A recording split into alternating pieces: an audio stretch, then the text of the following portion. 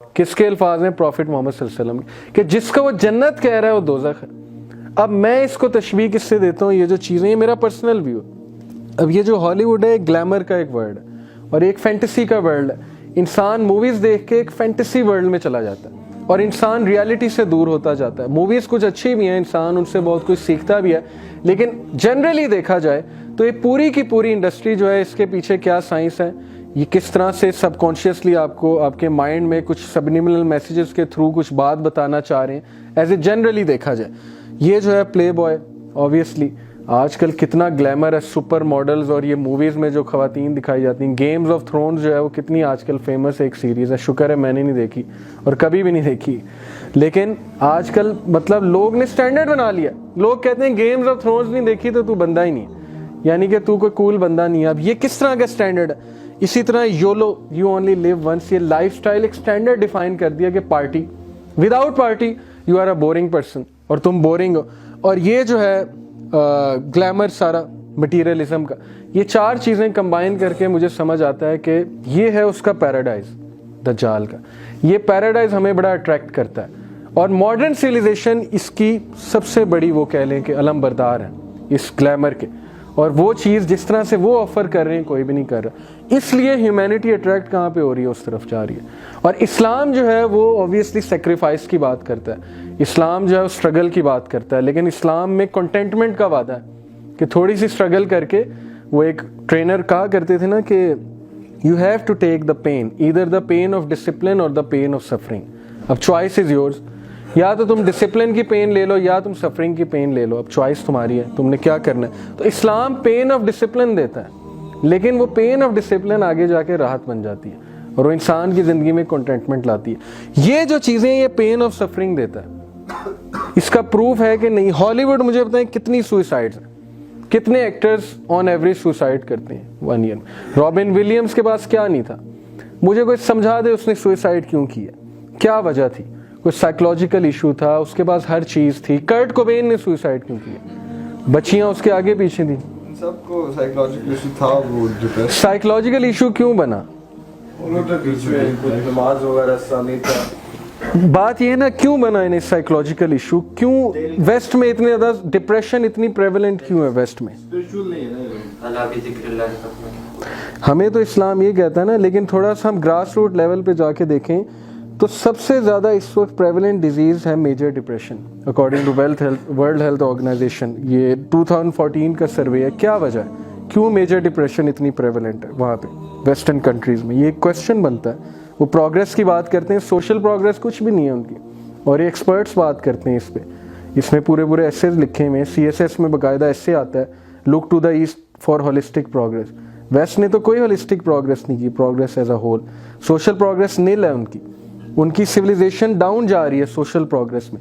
हाँ, material progress में वो बहुत आगे हैं, ये मानने वाली बात है। साइकोलॉजी में उन्होंने बड़ा ज़बरदस्त काम किया है, साइंस में बहुत ज़बरदस्त काम किया है। हम उनके गैजेट से फ़ायदा उठाते हैं, अच्छी बात है, लेकिन सोशली सॉरी टू से डिवोर्स रेट वहाँ पे, क्राइम रेट्स, ड्रग्स वगैरह, ये सारी चीज़ें वहाँ पे डिसमल रेट है बहुत। मुस्लिम कंट्रीज़ में भी आई एग्री, वो इसलिए क्योंकि हम भी ज़ाहिर है नहीं, पाकिस्तान कौन सी इस्लामिक कंट्री, कोई इस्लामिक कंट्री नहीं, तो यहाँ पे भी वो चीज़ें प्रेवलेंट हैं। तो ये जो है ग्लैमर उसका जो वर्ल्ड है, ये हम डिस्कस कर रहे थे, एंड दिस वेस्टर्न सिविलाइजेशन इसका अलमबरदार है और बड़े अच्छे तरीके से वो चीज़ ये हमें दे रहे हैं। अब साइंस ऑफ दज्जाल्स अराइवल, जैसे भाई ने बात की कि फ्राइडे खुतबे में उसका जिक्र जो है वो ख़त्म हो जाएगा, ये एक बहुत बड़ा उसका साइन है। earthquakes will increase, bloodshed will increase in the land।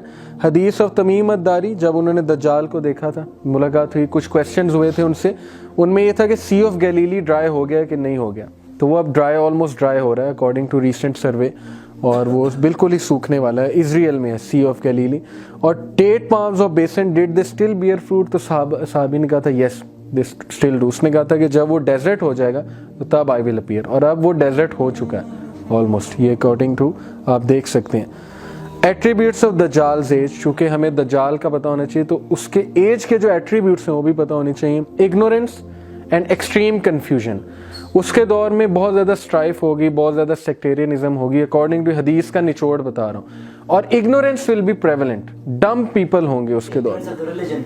Ignorance of the religion as well as current affairs, लोगों को पता ही नहीं होगा मेरे इर्द गिर्द हो क्या रहा है, और मैं क्या कर रहा हूँ, मैं कहाँ पे जा रहा हूँ, क्योंकि उन्हें डिस्ट्रैक्शंस में इतना इन्वॉल्व कर दिया जाएगा। वो आगे आ रही है बात। एक्सट्रीम कन्फ्यूजन एंड क्योस होगा, झूठ को सच समझेंगे लोग और सच को झूठ समझेंगे।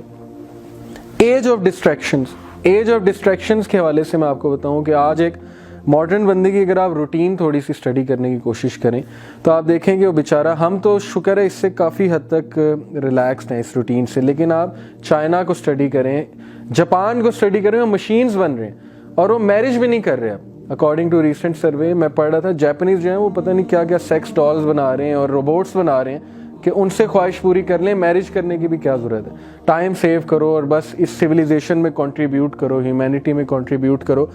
अब जो उसकी बेचारे की जो एक रूटीन है, सुबह उसने उठना है, काम पे जाना है, थके हारे घर में रात वापस आना है, कुछ सोचने का टाइम नहीं, कुछ करने का टाइम नहीं है। बच्चों की रूटीन आप देख लें, गैजेट्स इतने ज़्यादा हैं, एक्सबॉक्स, PS4, हम इनको नहीं कहते कि चलो ठीक है खेलनी चाहिए, लेकिन इतनी ज़्यादा डिस्ट्रैक्शंस कभी किसी दौर में नहीं हुई कि इंसान एक चीज़ से फारिग होता है दूसरी चीज़ तैयार है, उससे फारिग होता है तो तीसरी तैयार है। अगर लगे डिस्ट्रैक्शंस में, हम शायद लगे नहीं हुए इसलिए हमें नहीं पता। अगर ये मूवीज़ एडिक्शन बन जाए और सिनेमा में जाना एडिक्शन बन जाए तो आप उन लोगों से पूछें उनके लिए कितनी बड़ी डिस्ट्रैक्शन है। अगर ये नाइट क्लब्स डिस्ट्रैक्शन बन जाए तो आप उनसे पूछें। गेमिंग अगर एडिक्शन बन जाए फिर आप उनसे पूछें कि क्या चीज़ है। तो ये डिस्ट्रैक्शन जो है ना, इसकी वजह से लोग बहुत ज़्यादा गाफिल हो जाएंगे इन डिस्ट्रैक्शन की वजह से। उनके पास सोचने का टाइम नहीं होगा, क्वेश्चन करने का टाइम नहीं होगा, क्रिटिकल एनालिसिस करने का टाइम नहीं होगा और अपनी लाइफ के बारे में सोचने का टाइम नहीं होगा। जो कुरान ने बेसिक क्वेश्चन पूछा इंसान से वो ये है कि डू यू थिंक कि वी विल लेफ्ट यू सुदा, हम तुम्हें जो है वो सुदा यानी कि विदाउट क्वेश्चनिंग, विदाउट अकाउंटेबिलिटी छोड़ देंगे और तुम्हें क्वेश्चन नहीं करेंगे। और डोंट यू थिंक तुम्हें क्रिएट किस लिए किया है, ये भी कुरान ने क्वेश्चन पूछा है इंसान से। अब ये क्वेश्चन का टाइम ही नहीं है हम लोगों के पास। लोग कहते हैं यार ये किस तरह का सवाल पूछ रहे हैं, आप बस काम में लगे रहें, बस लाइफ चल रही है, लाइफ को जो है आप चलने दें। अब ये कुछ पिक्चर से आप अंदाज़ा लगा सकते हैं कि हम डिस्ट्रैक्शन में कितनी बुरी तरह इन्वॉल्व हैं। Literally we are slave to this thing. Literally ये जो है इन चीज़ों ने हमें जकड़ के रखा हुआ है। ये जो है पोर्नोग्राफी एडिक्शन ने और ये मूवीज़ की एडिक्शन ने और ये लैपटॉप की एडिक्शन ने, यूजेज की एडिक्शन ने, गेमिंग की एडिक्शन ने हमें जकड़ के रखा हुआ है लिटरली। ये सारा जो उसका ग्लैमर का वर्ल्ड है, इसके कुछ फ़ायदे भी हैं, लेकिन मैं सिर्फ इनको इसलिए प्रेजेंट, इनको ईवल नहीं मैं आपको दिखा रहा, प्रेजेंट इसलिए सामने आपके कर रहा हूँ कि इतनी ज़्यादा डिस्ट्रैक्शन किसी और दौर में नहीं थी। इससे हम कंक्लूड ये कर सकते हैं कि दज्जाल का टाइम जो है बहुत ज़्यादा करीब है, क्योंकि डिस्ट्रैक्शंस बहुत ज़्यादा हैं आज के दौर में। हदीस में आता है कि अब ये कॉन्सर्ट्स आप देख लें, गोरों की रूटीन आप देख लें तो आपको समझ नहीं आएगी कि कर क्या रहे हैं। उनके पार्टी पार्टी पार्टी और जो लोग फुल इस लाइफस्टाइल से गुजार रहे हैं। हमें तो कुछ वैल्यूज़ हमारी जिंदा है इसलिए हमें एहसास नहीं होता। आप वेस्टर्न कंट्रीज़ में जाएं आपको पता लगेगा कि वो कितनी डिस्ट्रैक्शन में एक गोरा इन्वॉल्व है। टीवी सीरीज़ एक ख़त्म हुई दूसरी शुरू हो गई, वो ख़त्म हुई मूवी आ रही है, पूरे कैलेंडर में लिखा हुआ है कि आज ये मूवी है, कल ये मूवी है, वीकेंड पे ये लग रही है, हमने मूवी देखने जाना। तो भाई स्पिरिचुअल डेवलपमेंट का टाइम कहाँ है? आप स्ट्रेटजी नहीं बना सकते मैंने स्पिरिचुअली अपने आप को कैसे ग्रो करना है जब all you are doing is materialism. तो उनकी सिविलाइजेशन बाकायदा बिल्कुल उस तरफ जा रही है और आहिस्ता आहिस्ता हम भी जा रहे हैं। अब ये जो चीज़ें हैं, मतलब ये बहुत बड़ी डिस्ट्रैक्शन है।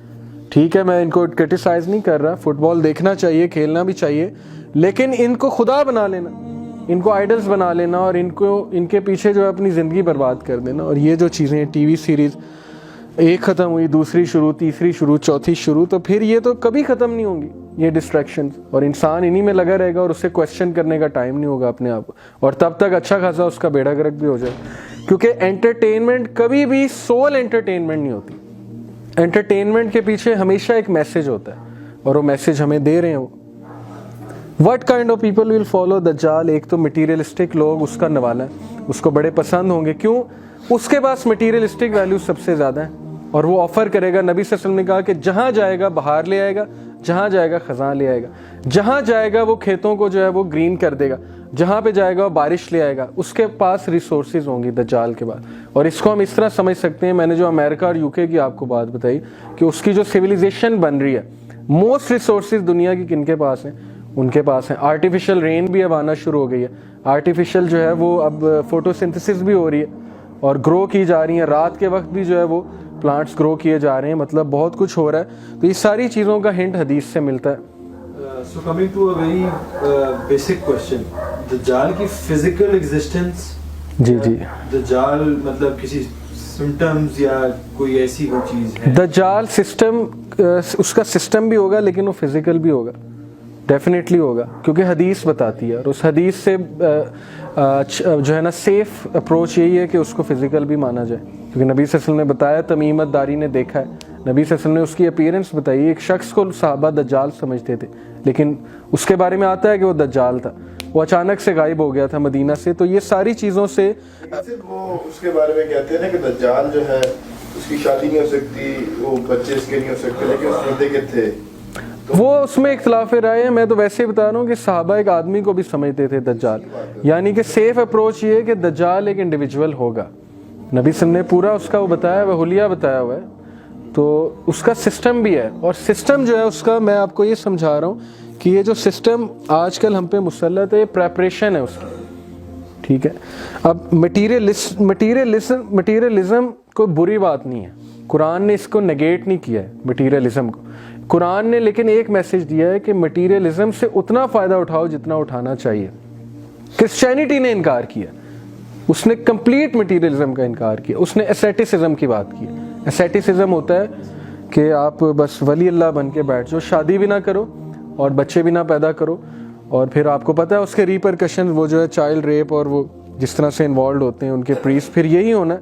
लेकिन इस्लाम बैलेंस की बात करता है, बट दज्जाल की जो सिविलाइजेशन है it will be 100% materialism, 100% materialistic values पे बात होगी। स्पिरिचुअलिटी का ताल्लुक ही कोई नहीं, स्पिरिचुअलिटी का ताल्लुक क्यों नहीं है, इंसान दीन की बात फैलाना सदक़े जारिया है।